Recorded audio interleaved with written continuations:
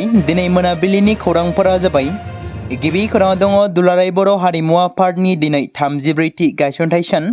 बे गायसनथाइ सानजों लोब्बा लाखिनानै दिनै मेहेरगोनां बर' हारिमु गायसनथाइ सान फालिदों। मख'नो गोनांदि बर' हारिनि हारिमुखौ फोथांनानै लाखिनो आरो जौगाहोनायजों लोगोसे मुलुगावनो सिनायथि होनायनि थांखिजों 1991 मायथाइनि 20 जुलाइ एबा दिनैनि खालाराव गायसनजानाय दुलाराय बर' हारिमु आफादा 34 बोसोराव आगान होबाय। सिगां बोसोरफोराव फालिबोनाय बायदिनो देग्लायबो दुलाराय बर' हारिमु आफादनि गायसनथाइ सानखौ क'क्राझार नोगोरनि बागानसालियाव थानाय दुलाराय बर' हारिमु आफादनि गाहाय मावखुलियाव मोनसे मेहेरगोनां हाबाफारिनि गेजेरजों खुंनाय जादों।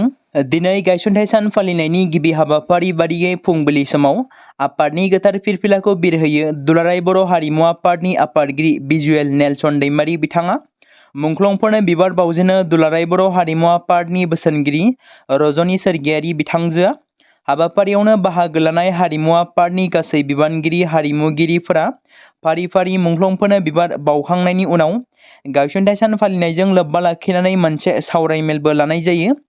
दुलाराय बर' हारिमु आफादनि गाहाय नेहाथारि बिजिरगिरि बसुमतारीनि मासि लानानै दैदेननाय सावरायमेलनि गेजेरजों फैबाय थानाय समफोराव दुलाराय बर' हारिमु हिसाबै बर'नि हारिमुखौ जौगाहोनाय आरो मुलुग दरबाराव गोसारहोनायनि सायाव गुवारै सावरायनाया जानानै थाङो। नैथि खौराङाव दङ भियेटनामाव सोमजिदों मोनसे गिख्रंथाव नाव जाब्रबथाय। हांलं बेआव दावबायारिफोरनि लाबोनाय गंसे दावबायारि नावआ गोदोदों। मिथिनो मोननाय बायदिब्ला बे जाब्रबथायाव दासिम सा 20 गथ'फोरजों लोगोसे सा 38 सुबुंफोरा जिउ खोमानांबाय। बे गिख्रंथाव जाब्रबथाया थांनाय सानखालि एबा सनिबारखालि भियेटनामनि हांलं बेआव हरखाबै बारहुंखा बारनायनि जाहोनाव जादोंमोन।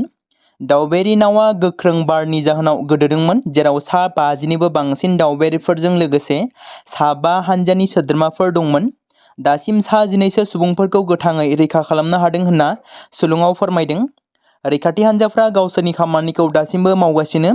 बेखौबो मिथिनो मोननाय जादोंदि जाब्रबथायनि उनाव गोबां दावबायारिफ्रानो दैजों बोहैखारलांजादोंमोन आरो गोबाङा दासिमबो गोदोनानै दं होनना मिथिमोनदों। थामथि खौराङाव दङ भारतनि संसदनि मौसुमि जथुम्माया 21 जुलाइ एबा गाबोननिफ्राय जागायसिगोन, जाय जथुम्माया 21 आगस्तसिम सोलिगोन। बे जथुम्माया अपारेशन सिन्दुर, वाघ बिल आरो पहलगाम गाग्लोबनाय बायदि मख'जाथाव जाथायफोरनि उनाव बेयो संसदनि गिबि जथुम्मा। मख'जाथावदि बे जथुम्मायाव आयकर बिल 2025खौबो बारहोनायनि आसा दं। रिपर्टनि बायदिब्ला बे जथुम्मायाव गासै 8 बिलफोरखौ दिन्थिनाय जागोन।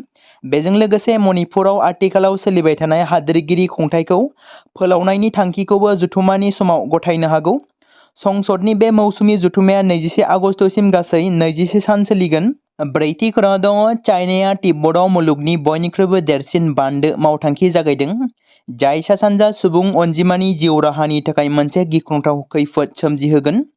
चीननि गाहाय मन्थ्रिया नेमखान्थि बादियै बे बान्दोनि खामानिखौ बेखेवदों। मख'नो गोनांदि भारतआ बे बान्दोखौ गोबाव समनिफ्रायनो हेंथा होदोंमोन, नाथाय जोबथारनायाव चीनआ बे बान्दोनि गिबि खामानिखौ जागायजेनबाय। बे बान्दोनि लुनाया भारत-चीन सीमानि साखाथियाव खोला-सानजा तिब्बतनि खाथियाव जागायजेनो, जाय अरुणाचल प्रदेश आरो आसामजों लोगोसे गोबां रायजोफोरनि जिब रोखोमथायफोरखौ गोबाङैनो गोहोम खोख्लैनो हागौ, मानोना आसामाव बोहैनाय ब्रह्मपुत्र दैमानि सायाव बिथा खालामनाय। मख'जाथावदि चीन सोरखारा दिसेम्बर 2024 मायथाइयाव बे बान्दोखौ लुनो गनायथि होदोंमोन। खौरां मोननाय बायदिब्ला अरुणाचल प्रदेशनि गिबि मन्थ्रिया गोख्रों बेरेखा हान्जा फोरमायनानै बान्दोनि सायाव गोजोननाय गैयै फोरमायदों। चीन हादोरा 167 बिलियनसो बाहायनानै बे बान्दोखौ बानायनो सानथांखि लादों। बेयो 300 मिलियनसो सुबुंफोरनि मोब्लिबनि गोनांथिखौ आबुं खालामगोन होनना मिथिहोदों। भारतनिफ्राय गुबुन हादोराव साहानि गोनांथिया बांदों।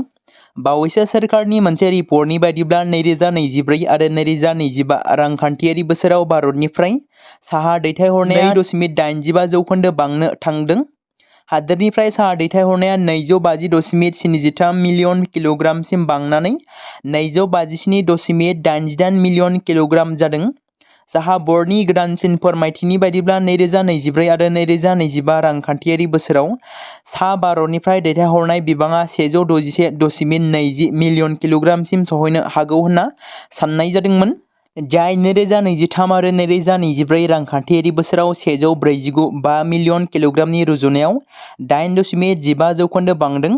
बेबायदिनो खोला भारतनिफ्राय दैथायहरनाया 4.92 जौखोन्दो खमायदों, जाय 2024 आरो 2025 मायथाइयाव गासै 96.68 मिलियन किल'ग्राम, जाय सिगांनि रांखान्थियारि बोसोराव 101.68 किल'ग्राममोन। साहानि दैथायहरनाय बेसेना किल'ग्रामाव 290.97 सिम बांदों, जाय 2023 आरो 2024 रांखान्थियारि बोसोराव 258.30 निफ्राय 12.65 जौखोन्दो बांनायखौ दिन्थियो। गसाइगाव महकुमानि श्रीरामपुराव गोबां बिबांनि आयेन बेरेखायै लाबोनाय सिगुन काठ हमनो हादों पुलिस बिफाना। हादोरसायाव जायखिजाया आयेन बेरेखा हाबा मावनायनि हेंथायै पुलिस खुंथाया गोख्रों राहा लाबोदोंब्लाबो खायसे सुबुंफोरा आयेन बेरेखा हाबा मावनायनिफ्राय दासिम गोजान जायाखै, जेराव बेफोरबायदि आयेन बेरेखा हाबा मावनानै दासिम गोबां सुबुङा पुलिसजों हमजानानै आयेन बादियै साजा मोननांदों। बेबादि समावबो फिन मोनसे स्रोद सुलुंनि सायाव बिथा खालामनानै पुलिसनि मोनसे हानजाया सेबनानै श्रीरामपुराव गोबां बिबांनि सिगुन काठफोरखौ गंसे ट्राकजों सिखावै लाबोबाय थानाय समाव पुलिसआ हमनो हादों। आयेन बेरेखायै सिगुन काठफोरखौ गंसे ट्राकजों सिखावै लांबाय थानाय समाव सानै सुबुंखौबो हमनो हानायाव जाफुंसार जानो हादों। गारि नम्बर KA 50A3595 नम्बरनि ट्राकजों लोगोसे हमनो मोननाय सानै सुबुंनि सिनायथिखौ कृष्णा बाबु आरो राजु बाई होनना मिथिनो मोननाय जादों। गुबुन फारसेथिं हमनो मोननाय सिगुन काठनि बेसेना खमैबो 10 लाख रांनि जागोन होनना पुलिस फारसेनिफ्राय मिथिहोदों। बे खेबाव आयेन बेरेखायै हा दखल खालामनानै थाग्रा मुसलमान सुबुंफोरनि सायाव आसाम सोरखारा गोख्रोङै एभिक्सन खालामनायनि उनाव बर'फोर थानाय ओनसोलखौबो एभिक्सन खालामगोन नामा? रिजार्भ ओनसोलाव रायजो जानाय ट्राइबेल सुबुंफोरनि सायावबो होस्रांनाय हाबाफारि लागोन नामा? बेखौ लानानै गोबां सोंथि सिखारदों ट्राइबेल सुबुंफोरनि गेजेराव। दासान्दि आयेन बेरेखायै हा दखल खालामग्राफोरनि न', बां, बारि बागान, मस्जिद गासैखौबो सिलिंखार खालामनाय हाबाफारिया सोलिगासिनो दं। गिबियाव धुबुरी, गवालपारा आरो बे खेबाव गलाघाटनि माखासे ओनसोलाव एभिक्सन खालामनो थांगासिनो दं। दासिम एभिक्सन खालामनायाव पुलिसनि हेंथा सोमावसारनाय एबा गाग्लोबनायाव पाइकान रिजार्भनि सासे सुबुङा पुलिसनि गुलियाव जिउ खहा जादों आरो माखासे सुबुंफोरा जोखोम जादों होनना खौरां मोननाय जादों। बेराफारसेथिं गाग्लोबनायाव माखासे हाग्रा बिफाननि सोद्रोमाफोरा जोखोमबो जादों। बे बिथिंखौ नोजोर बोनानै गवालपारानि पाइकान ओनसोलाव पुलिसनि हेंथा गाग्लोबग्राफोरा दासिम सा 21 सुबुंफोरा एरेस्ट खालामजाबाय होनना मिथि मोननाय जादों। बिश्वनाथ जिल्लानि गहपुरनि हेलिम मौजानि चान्दामारिनि थागिबि सासे मुंदांखा समाज सिबियारि आरो राजखान्थिगिरि दैदेनगिरि कमला हाजारा 55 बोसोर बैसोआव रुंसारि जानानै थांबाय। बिथाङा गोजौ थै नारसिनथायनि जाहोनाव जानाय मोनसे बेरामनि जाहोनाव जोबथा हां बोयो। कमला हाजारखौ फाहामथायनि थाखाय तेजपुर मेडिकेल कलेजाव थिसननाय जादोंमोन, जेराव 18 जुलाइनि मोनायाव देहा फाहामसालियाव थिसनजानायनि उनाव सनिबारनि मोनायाव सावस्रि फाहामथाय लाबाय थानाय समावनो बिथाङा रुंसारि जायो। भारतीय जनता पार्टी एबा BJPनि सासे बाउसोमनाय मावथि महरै सोद्रोमामोन बिथाङा। कमला हाजारा मिसामारि गामि पन्चायतनि 4थि बुथनि बुथ आफादगिरिबोमोन। बिथाङा गहपुर महकुमा साहा अनसाय बर्डनि मासिगिरि महरैबो हाबा मावदोंमोन। गोबां बोसोरसिम बिथाङा हाबा मावनायनि उनाव थागिबि साहा हारिनि सुबुंफोरनि थार मोनथायनि थाखाय गोबांथार बिथाङा गारां दैखांदोंमोन।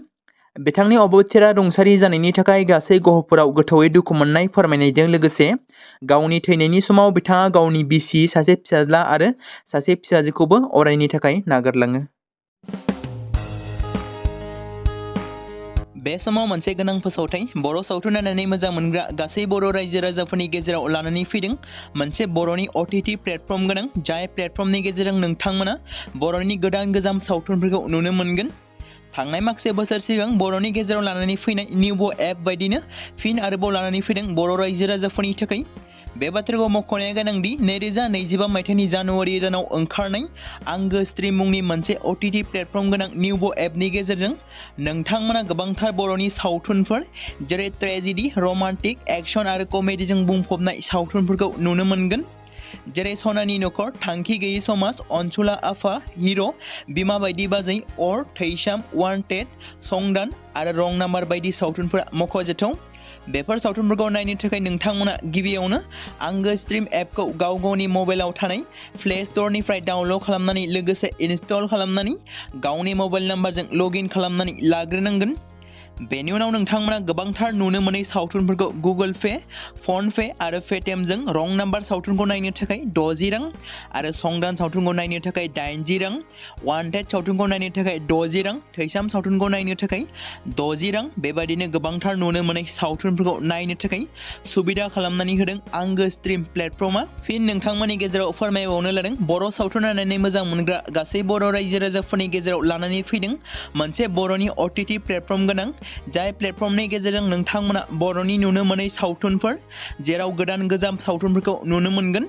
बे बाथ्राखौ मख'नाया गोनांदि 2025 मायथाइनि जानुवारि दानाव दिहुनजानाय आंगो स्ट्रिम मुंनि मोनसे OTT प्लेटफर्म गोनां एपनि गेजेरजों नोंथांमोना गोबांथार बर'नि ट्रेजेडि, रमान्टिक, एक्शन आरो कमेडिजों बुंफबनाय सावथुनफोरखौ नुनो मोनगोन। जेरै रं नाम्बार, संदान, वान्टेड, थैसाम, अर, बिमा बायदि बाजै, हिर', अनसुला आफा, थांखि गैयि समाज, सनानि नखर बायदि बायदि सावथुनफ्रा मख'जाथाव। बेफोर सावथुनफोरखौ नायनो थाखाय नोंथांमोना गिबियावनो आंगो स्ट्रिम एपखौ गावनि मबाइलाव थाखानाय प्ले स्ट'रनिफ्राय इनस्टल खालामनानै गावनि मबाइल नाम्बारजों लगइन खालामखांनायनि उनाव नोंथांमोना गोबांथार नुनो मोनै सावथुनफोरखौ गुगोल पे, फन पे आरो पेटिएमजों रं नाम्बार सावथुनखौ नायनो थाखाय 60 रां, संदान सावथुनखौ नायनो थाखाय 80 रां, वान्टेड सावथुनखौ नायनो थाखाय 60 रां, थैसाम सावथुनखौ नायनो थाखाय 60 रां बेफोरबायदिनो अर सावथुनखौ नायनो थाखाय 60 रां पे खालामनांगोन। बेबायदिनो गोबांथार नुनो मोनै बर' सावथुनफोरखौ नायनो थाखाय सुबिदा खालामनानै होदों आंगो स्ट्रिम प्लेटफर्मा।